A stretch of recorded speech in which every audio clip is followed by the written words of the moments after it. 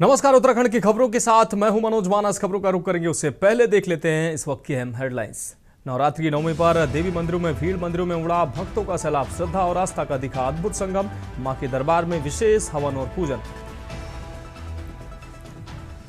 CM Dhami आज प्रदेश को देंगे सौगात। शहरी विकास विभाग की योजनाओं का सीएम करेंगे शिलान्यास, लोकार्पण।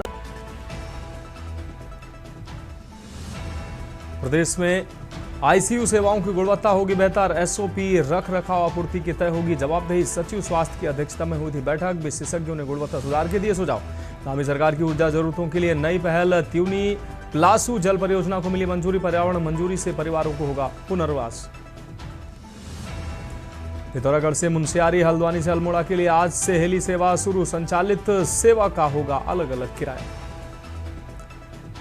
और पहाड़ की बारिश से सर्द हुई हवाएं, मैदान में राहत। आज भी बरसेंगे बादल। मैदानी इलाकों में मौसम सुहाना होने से गर्मी से मिली राहत।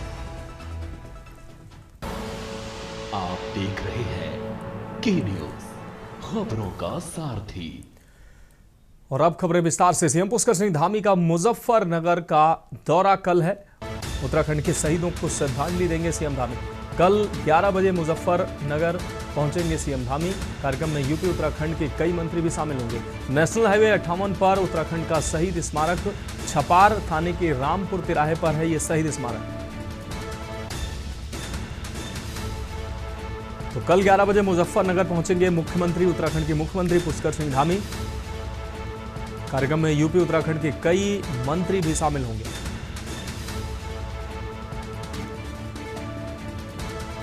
तो नेशनल हाईवे 58 पर उत्तराखंड का शहीद स्मारक। छपार थाने के रामपुर तिराहे पर है शहीद स्मारक। सीएम पुष्कर सिंह धामी का मुजफ्फरनगर का कल अहम दौरा।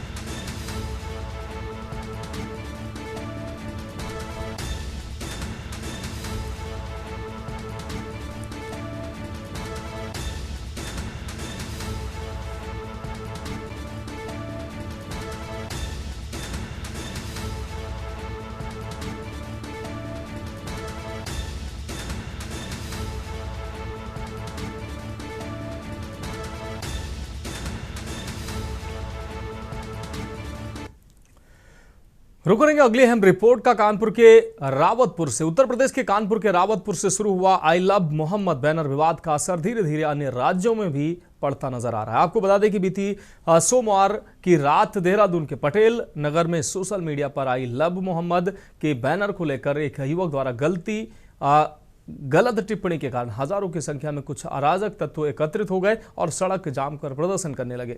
वहीं जब प्रदर्शन धीरे धीरे अलग दिशा में जाने लगा, तभी दून पुलिस ने कमान संभाली और मौके पर व्यवस्था को संभाला। पुलिस ने कई अज्ञात लोगों के खिलाफ मुकदमा दर्ज किया। पुलिस की साफ चेतावनी सामने आई, जिसमें कहा गया कि कोई भी सांप्रदायिक सौहार्द बिगाड़ने की कोशिश करेगा उसके खिलाफ सख्त कार्रवाई की जाएगी। मुख्यमंत्री पुष्कर सिंह धामी ने इस विषय पर चिंता जताई है और अराजक तत्वों पर कार्रवाई के निर्देश भी दिए हैं। धामी ने कहा कि यह हमारे त्योहारों और धार्मिक अनुष्ठानों के दौरान अशांति और गड़बड़ी पैदा करने के उद्देश्य से एक जानबूझकर की गई साजिश है। इसके पीछे वो शक्तियां हैं जो भारत को मजबूत होते नहीं देख सकती। जो लोग पीएम मोदी के मार्गदर्शन में विकसित भारत के संकल्प में विकास को पचा नहीं पा रहे, अगर आप किसी से जुड़े हैं तो आपको उनके नाम की तख्ती लेकर घूमने का अधिकार किसने दिया? अगर आप किसी से प्यार करते हैं और उसका सम्मान करते हैं तो सम्मान तभी सच्चा है जब वो आपके व्यवहार में झलकता है। और इस तरह की अराजकता इस धरती पर बर्दाश्त नहीं की जाएगी। ऐसे तत्वों के खिलाफ सख्त कार्रवाई की जाएगी, चाहे वो सरकारी संपत्ति हो या निजी संपत्ति। दंगाई कोई भी हो, उसे इसकी कीमत चुकानी होगी और ये बहुत सख्ती से किया जाएगा। देखिए, ये केवल हमारे त्योहारों और धार्मिक अनुष्ठानों के बीच में अशांति, उपद्रव पैदा करने की एक बहुत सोची समझी साजिश है और इसके पीछे वही ताकतें हैं जो आज मजबूत होते हुए भारत को देख नहीं पा रही हैं, एक भारत श्रेष्ठ भारत का समर्थन नहीं करती हैं और तुष्टीकरण की राजनीति पर आश्रित हैं, जिनके पास आदरणीय प्रधानमंत्री श्री नरेंद्र मोदी जी के नेतृत्व में आज विकसित भारत के संकल्प को आगे बढ़ते हुए जो पचा नहीं पा रही हैं, देख नहीं पा रही हैं, ऐसी ताकतें लगातार अशांति और दंगा करवाने का लगातार प्रयास कर रही हैं, समाज में जहर घोलने का काम कर रही हैं। एक पोस्ट कल सोशल मीडिया पर एक धार्मिक पोस्ट के कमेंट किए गए थे और उस पर जो है काउंटर कमेंट में जो है एक 11वीं क्लास का पढ़ने वाला छात्र था, उसके द्वारा उसमें कुछ आपत्तिजनक टिप्पणी की गई थी। चूँकि संज्ञान में आते ही हमारी सोशल मीडिया टीम द्वारा इसको तत्काल उसको लड़के को ट्रेस किया गया था और उसको हिरासत में लेने के बाद उसकी जानकारी पूरी की गई थी और उसके द्वारा उस आपत्तिजनक पोस्ट को पुलिस द्वारा हटवाया भी गया। प्रदेश की आबो हवा को खराब करने वाले इस तरह के किसी भी समुदाय पर आखिर कब तक कार्रवाई होगी, ये तो आने वाला समय ही तय करेगा। लेकिन ऐसे समूहों को समर्थन करने की बात कहीं कहीं राजनीतिक को ही कहा जाता है। ऐसे में देश हित की बात करने वाली सभी राजनीतिक पार्टियों को भी इस बात को समझना होगा, वोटों की राजनीति के साथ प्रदेश हित को भी एक साथ खड़े हो, जिसके चलते सरकार सहित सभी सक्रिय पार्टियों ने इसका विरोध किया है। साथ ही प्रदेश की आबोहवा खराब होने की बात भी की है, जिसका जिम्मेदार भाजपा को ही बताया है।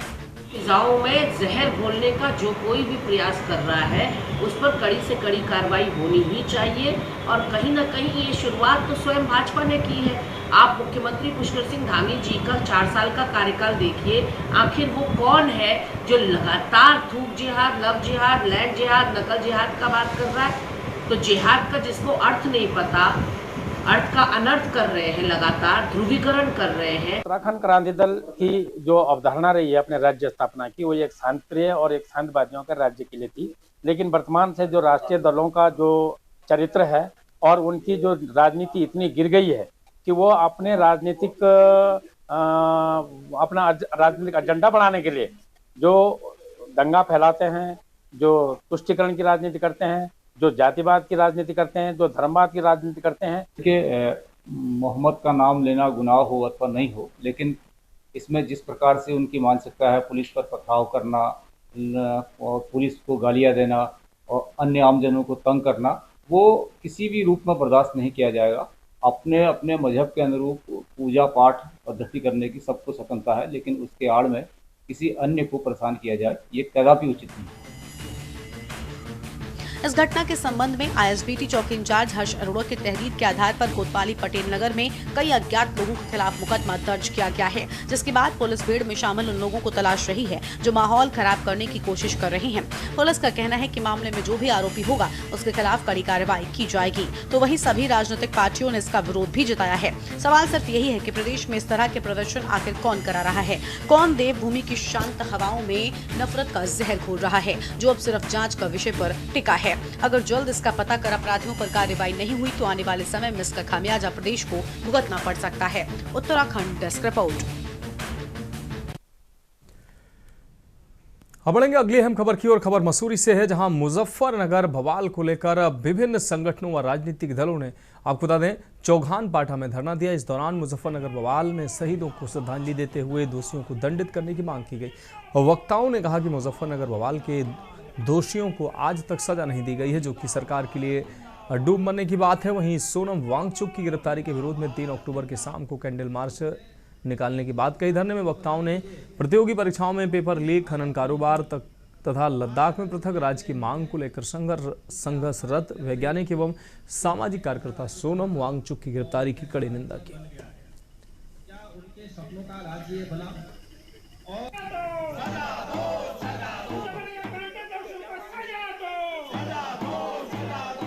नगर कांड को हम हमारी पर्वतीय अस्मिता के पर प्रहार मानते हैं और एक जो डिमांड थी हमारी राज्य की, और राज्य तो आपने बनाया, लेकिन उससे पहले हमें कई शहादतों से गुजरना पड़ा, जिसका हमें आज भी बहुत दुख है। और इसके साथ ही दुख ये भी है कि हमारा शासन या हमारा न्यायपालिका उन गुनाहगारों को आज तक दंडित नहीं कर पाई है। देखिए, मुजफ्फरनगर कांड इतिहास का वो काला अध्याय है। जब लोग अपनी मांग करने दिल्ली दरबार जा रहे थे तो हमारे लोगों के साथ जुल्म भी, जाति भी, महिला का साथ बलात्कार हुआ, उनकी हत्याएं की गई, उन पर झूठे मुकदमे कायम किए गए। लेकिन अफसोस ये है कि आज तक भी ये जो सरकारें हैं उन्होंने किसी के साथ न्याय नहीं किया। वो अनंत कुमार सिंह, वो बुआ सिंह, और उसके जो राजनीतिक जो आका थे उनको कोई दंड नहीं किया गया। तो ये लोकतंत्र पर एक काला धब्बा है और हम उत्तराखंडी इस बात को लेकर बहुत चिंतित हैं और लगातार हमारे मन में मुजफ्फरनगर, खटीमा, मसूरी कांड की शहादतें याद आती हैं। अब बढ़ेंगे अगली खबर की ओर। भाजपा की नई कार्यकारिणी बनने के बाद सभी नवनियुक्त पदाधिकारी अपने अपने कार्यों को पूरा कर रहे हैं। वहीं प्रदेश महिला मोर्चा की अध्यक्ष रुचि भट्ट ने भी धन्यवाद करते हुए कहा कि प्रदेश में महिला मोर्चा अभी 50% है, जिनकी जिम्मेदारी लेना उनके लिए सौभाग्य की बात है। साथ ही उन्होंने कहा कि वह महिलाओं तक नई योजनाओं, सशक्त कार्यक्रमों को पहुंचाने के लिए हमेशा मेहनत करती रहेंगे और आने वाले 2027 के चुनाव में भी महिला मोर्चा कार्य करेगा। महिलाओं को जोड़कर एक टीम के माध्यम से घर घर जाकर जागरूक भी किया जाएगा।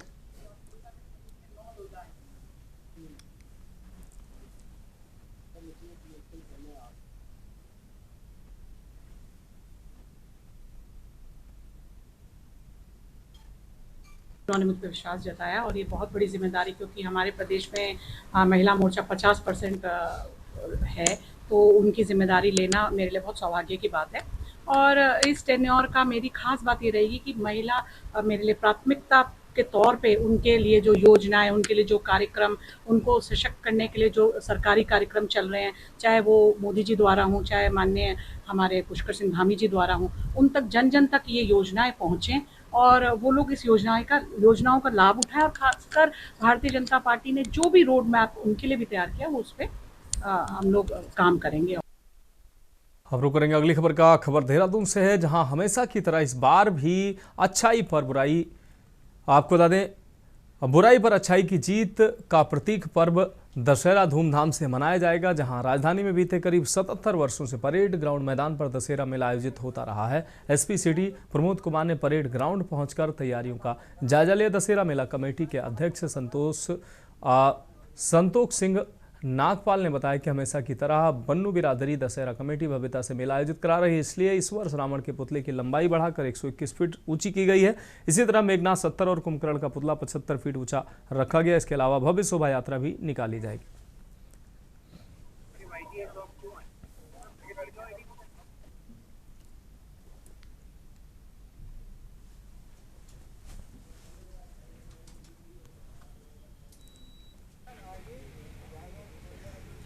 तो बुराई पर अच्छाई की जीत का प्रतीक दशहरा पर्व कल धूमधाम से मनाया जाएगा। रावण की प्रतिमाओं की बात करें तो 121 फीट ऊंचा रावण दशानन की प्रतिमा लगाई जाएगी। 77 वर्षों से आयोजित होता रहा है मेला।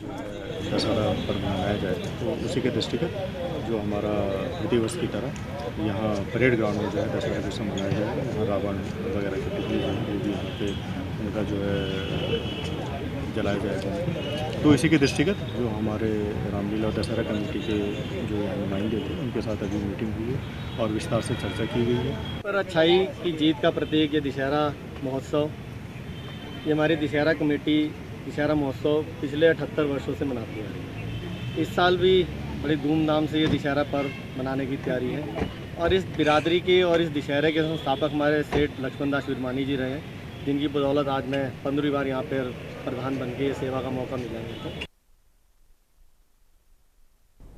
अब बढ़ेंगे अगली खबर की ओर। लक्सर में एक मेडिकल स्टोर के सामने दो युवक गुटों के बीच मारपीट का वीडियो वायरल हो रहा है। वायरल वीडियो 2 दिन पुराना बताया जा रहा है, जिसमें मुंडाखेड़ा और सुल्तानपुर के रहने वाले युवक शामिल बताए जा रहे हैं। बताया जा रहा है कि दो गुटों के बीच पुरानी रंजिश थी, जो मारपीट का कारण बनी। दोनों पक्षों ने एक दूसरे पर हमला करने का आरोप लगाया और पुलिस को तहरीर दी। लक्सर कोतवाली प्रभारी राजीव रौथाड़ ने बताया कि दोनों पक्षों की ओर से मामले की तहरीर दी गई है, जिसकी जांच की जा रही है। आगे की कानूनी कार्रवाई की जाएगी।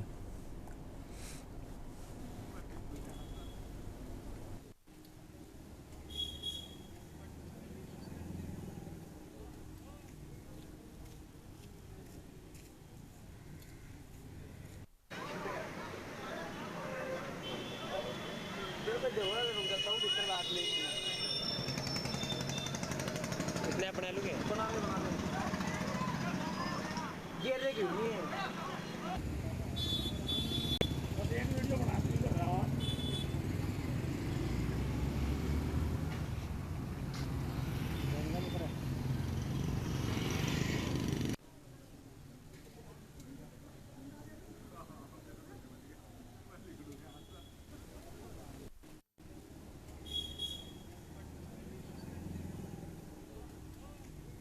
दोनों गुटों के बीच पुरानी रंजिश बताई जा रही है, जिसके बाद जो विवाद की वजह बताई जा रही है, मारपीट की वजह बताई जा रही है। हालांकि दोनों पक्षों की ओर से पुलिस को तहरीर दी गई है। पुलिस मामले की जांच कर रही है और कार्रवाई की बात कर रही है।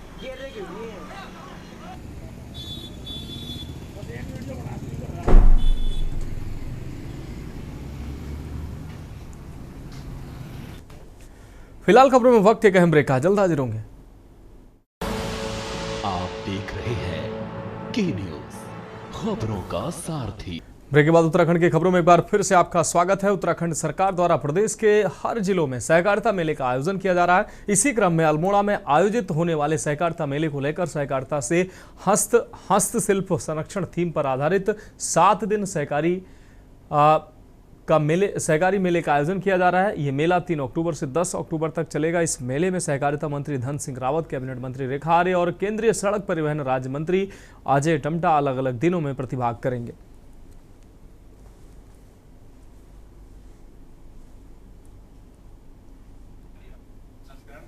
प्रशिक्षण, प्राकृतिक खेती संगोष्ठी, स्थानीय कला, ऊनी उत्पाद, जैविक खेती, महिला स्वयं सहायता समूह को प्रोत्साहन। और इसका जो मेले का जो वासियों से अनुरोध करूंगा कि इस मेले में पहुंचकर मेले का आयोजन है और जो भी उत्पाद वहाँ पर है। सर आपको अवगत कराना चाहूँगा, अल्मोड़ा राज्य सरकार के निर्देशों के क्रम में, सहकारिता विभाग के द्वारा दिए गए निर्देशों के क्रम में आदरणीय हमारे सहकारिता मंत्री आदरणीय डॉक्टर धन सिंह रावत जी द्वारा दिए गए निर्देशों के क्रम में और सहकारिता विभाग द्वारा दिए गए निर्देशों के क्रम में सहकारिता की योजनाओं का प्रचार प्रसार करने के लिए और स्थानीय उत्पादों की को बाजार उपलब्ध कराने के उद्देश्य से पूरे प्रदेश के जिला जनपदों में सहकारी मेले का आयोजन किया जा रहा है। बढ़ेंगे अगली खबर की ओर। प्रधानमंत्री नरेंद्र मोदी के नेतृत्व में देश भर में चलाए जा रहे सेवा पखवाड़े को सफल बनाने के लिए बागेश्वर जिले की जिला पंचायत की अध्यक्ष शोभा आर्य और अपर मुख्य अधिकारी अनिल जोशी द्वारा बागेश्वर जिले अंतर्गत तीनों ब्लॉकों में आने वाली ग्रामीण बाजार, रीमा, गागरीगोल, कांडा, सामा, काफली गेर में स्वच्छता अभियान चलाया गया। 17 सितंबर से 2 अक्टूबर तक लगातार ये कार्यक्रम बागेश्वर जिले में बड़े स्तर पर जिला पंचायत के स्तर पर चलाया जा रहा है।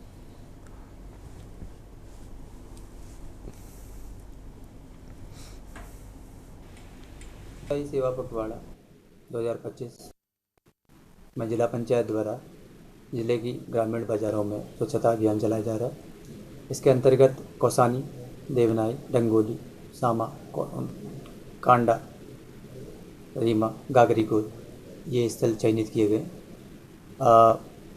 26 तारीख को हमने जो है गागरीगोल में सामूहिक स्वच्छता अभियान भी चलाया था। इसमें माननीय अध्यक्ष महोदय और जो आम जन थे, जो जनप्रतिनिधि थे, उनके द्वारा भी इसमें जो है प्रतिभाग किया गया था। और जो हमारा सेवा पखवाड़ा कार्यक्रम चल रहा है आदरणीय प्रधानमंत्री जी के नेतृत्व में 17 तारीख से 2 अक्टूबर तक ये पखवाड़ा चलने वाला है और उसके संबंध में आप सबको जानकारी होगी क्योंकि पूरे भारतवर्ष में ये सेवा पखवाड़ा चल रहा है। पूरे मेरा तो बागेश्वर जनपद आता है और हम लोगों ने सबसे पहले सेवा पखवाड़ा का अभियान चलाया। बढ़ेंगे अगली खबर की ओर। हरिद्वार के महिला अस्पताल से इंसानियत को शर्मसार करने वाली घटना सामने आई है। मजदूर की गर्भवती पत्नी भर्ती करने से इनकार कर दिया गया अस्पताल के द्वारा, जिसके बाद उसने अस्पताल परिसर में फर्श पर तड़पते हुए बच्चे को जन्म दिया। परिजनों ने आरोप लगाया कि ड्यूटी पर तैनात डॉक्टर ने महिला को बाहर निकालते हुए कहा, यहाँ डिलीवरी नहीं होगी। वायरल वीडियो में देखा जा सकता है कि महिला दर्द से करा रही है और अस्पताल स्टाफ मूक दर्शक बना खड़ा है। आशा वर्कर ने आरोप लगाया कि स्टाफ ने न कोई मदद की, न ही सफाई की। न ही सफाई की जिम्मेदारी ली। वीडियो बनाने पर मोबाइल छीनने की भी कोशिश की गई। घटना के बाद स्वास्थ्य विभाग की कार्य प्रणाली पर सवाल उठ रहे हैं। वहीं सीएमओ आर.के. सिंह ने इसे आशा वर्कर की साजिश बताया और कहा कि महिला को रात में एडमिट किया गया था। डिलीवरी अस्पताल में हुई है। पूरे मामले की जांच के बाद सच्चाई सामने आएगी।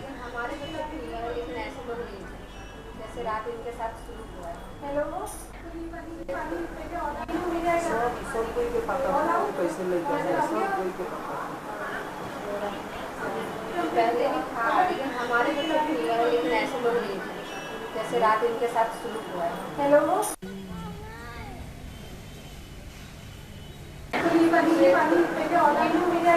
सब कोई के पता था कैसे लेके आए, सब कोई के पता पहले भी था। मैंने बाहर निकाल दिया, दीवार का लगे बैठ गई तो मैं नहीं देखा। आशा दीदी देखी, मैं अंदर जाके बैठे थे। वो तो बाद में यहाँ बाहर में मेरे बहू बैठी थी तो मेरे पता चला जी। तो यहाँ बैठ के मैं एकदम मुंह लाल हो गए। इतना ज्यादा दर्द था जो हद से ज्यादा, बहुत ज्यादा दर्द था। तो फिर हम लोग उठा कर ले गया उसी बिस्तर पर। मैंने महिला चिकित्सालय से पता किया है और इसको मैं लिखित रूप से मंगवा भी रहा हूँ। इसमें मेरे संज्ञान में लाया गया है कि जो महिला थी वो 9:30 बजे के आसपास लगभग आई थी और उसको उन्होंने एएनसी रूम में एडमिट किया था। ग्रेविडा 2 की पेशेंट थी। तो ग्रेविडा 2 का मतलब होता है कि मरीज अभी डिलीवरी में समय है, राइट। उसके बाद 1:30 बजे इसकी डिलीवरी भी हुई है और ये वीडियो जो है उसकी सत्यता में थोड़ा सा संदेह नजर आता है। नहीं, कोई भी ऐसी सूचना अभी जो मेरे पास रिपोर्ट आई है, गायनेकोलॉजिस्ट से मेरी बात हुई है, उसमें ऐसा उन्होंने कुछ नहीं बताया। 100% कार्रवाई की जाएगी। प्रमुख चिकित्सा अधीक्षक को मैंने भेजा हुआ है और इसकी रिपोर्ट मंगाने के लिए लिखित रूप से इनकी रिपोर्ट आएगी, कार्रवाई की जाएगी। हम बढ़ेंगे अगली खबर की ओर। हरिद्वार के थाना सिडकुल क्षेत्र में दशहरा और दिवाली से पहले सुरक्षा व्यवस्था को लेकर पुलिस ने पैदल गश्त कर बाजारों से अतिक्रमण हटाया और संदिग्ध गतिविधियों पर शिकंजा कसा। पुलिस ने बिना नंबर और संदिग्ध 10 मोटरसाइकिल सीज की, साथ ही 30 चालान काटकर वैधानिक कार्रवाई भी की। पैदल मार्च के दौरान उत्पाती युवकों और अवैध पार्किंग पर भी सख्त कार्रवाई की। वरिष्ठ पुलिस अधीक्षक के निर्देश पर पूरे जनपद में चेकिंग अभियान जारी रहा। पुलिस का स्पष्ट संदेश है कि त्योहारों पर शांति और सुरक्षा व्यवस्था सर्वोच्च प्राथमिकता रहेगी।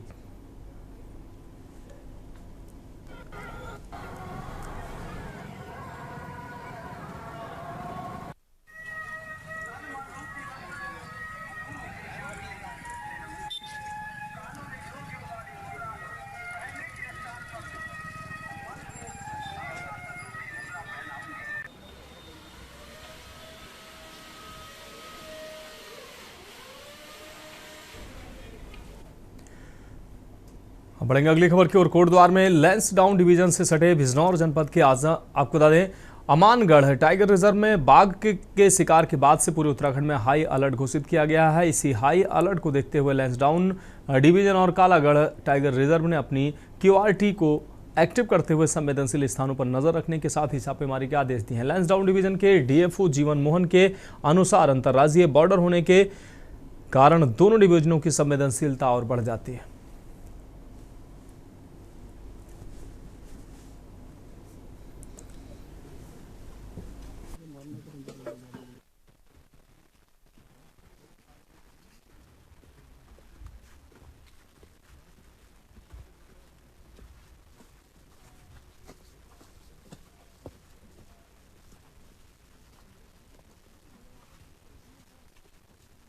QRT टीम जो कालागढ़ से बनाई गई है उसको हम कैसे दोनों डिवीजन में काम करें और दोनों डिवीजन में किस तरह से एक कालागढ़ और लैंसडाउन उनमें कैसे एक संगतता मिले और हम इस मैटर को कैसे सॉल्व करें, उस पर हम फोकस कर रहे हैं। तो फिलहाल उत्तराखंड की खबरों में अभी के लिए मेरे साथ इतना ही। मुझे दीजिए इजाजत और आप आगे देखिए के न्यूज इंडिया का विशेष कार्यक्रम मंथन हमारे प्रधान संपादक दुर्गेन चौहान जी के साथ। आप देख रहे हैं के न्यूज, खबरों का सारथी।